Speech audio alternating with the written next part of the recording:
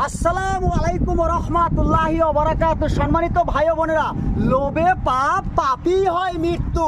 আসলে বড় বড় সেলিব্রিটিরা কলম তারা স্টারম্যান দাবি করে, কিন্তু আসলে তাদের কাছ থেকে আমরা জীবনেও কলম ছোট ইউজাররা এত ভালোবাসা দিয়া কখনো তাদের কাছ থেকে ভালোবাসা পাই নাই। আর এখন ছোট ছোট ইউজাররা যখন আপনার মনিটেশন পেয়ে যাইতেছে, এখন কলম তাদের বাড়িতে কমেন্টেও আসে, ফুলের ভালোবাসাও আসে, শেয়ারও আসে, লাইভেও আসে।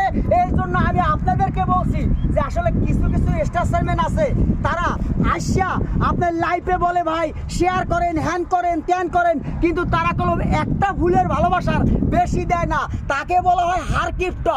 আর আমরা যারা গরিব, দিনমজুরি, খেটে খাওয়া, অসহায়, গার্মেন্টসের শ্রমিক, আমরা যদি আপনার 10টা 20টা 50টা দিতে পারি আর আপনারা একটা ফুলের ভালোবাসা দিতে আপনাদের বুক কাঁপে, আমি তাদেরকেই বলবো যে আপনাদেরকে এখানে মানায় না।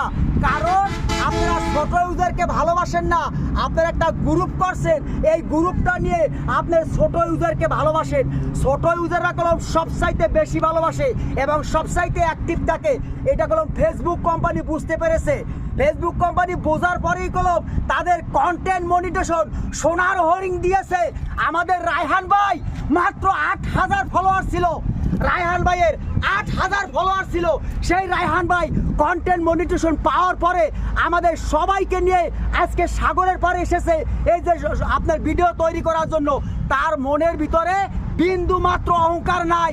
এই ধরনের যদি আপনারা হতে পারেন তাহলে কলমে ফেসবুক থেকে কন্টেন্ট মনিটেশন সোনার হরিং পাবেন।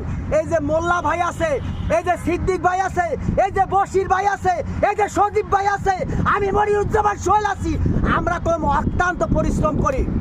দেখেন এই সাগরের পাড়ে এসেছি, আমরা এই সাগরের পাড়ে এসেছি, অনেক কষ্ট করি, অনেক টাকা ব্যয় করি।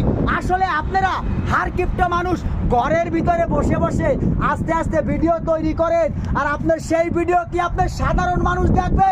আমরা এত টাকা ব্যয় করিয়া আমরা মানুষের মন পাই না, আর আপনার ঘরে বসে থাকতে থাকতে ভিডিও করবেন। আপনারা দেখেন এই সাগরের পাড়, দেখেন আপনারা সাগরের পাড়, আমরা এইভাবে টাকা ব্যয় করি। একদিকে স্টারের টাকা ব্যয় করি, আর একদিকে গাড়ি ভাড়ার টাকা ব্যয় করি, আর একদিকে আমরা 12 জনের টিম আসছি। আমরা কলম এইভাবে টাকা ব্যয় করিয়া ফেসবুক থেকে সফলতা পাওয়ার জন্য অত্যন্ত ক্লান্ত, দুর্বল হয়ে গেছি।